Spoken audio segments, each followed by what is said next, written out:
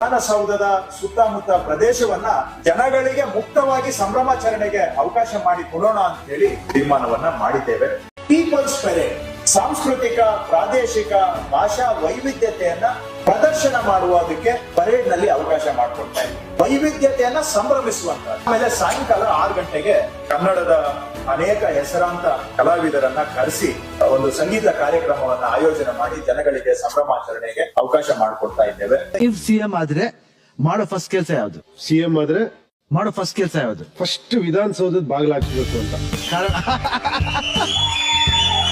ಯಾಕೆ ರೀಸನ್? ಯಾಕಂದ್ರೆ ನಾನು ಹೇಳ್ತಿರೋದೇ ಪ್ರಜಾಕೀಯ ಅಂತ.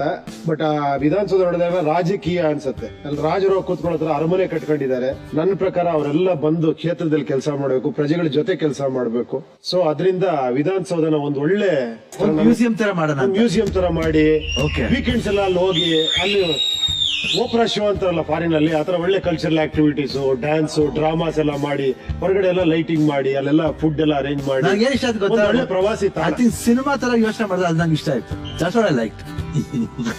ಯಾಕಂದ್ರೆ ಯಾರ್ಯಾರೋ ಆಕೆ ಜೀವನ್ ಮೇ ಕುಚ್ ನಹೀ ಕಿಯಾ, ತೂ ಆಕೆ ಪ್ರಜಾ ಕಿಯಾ.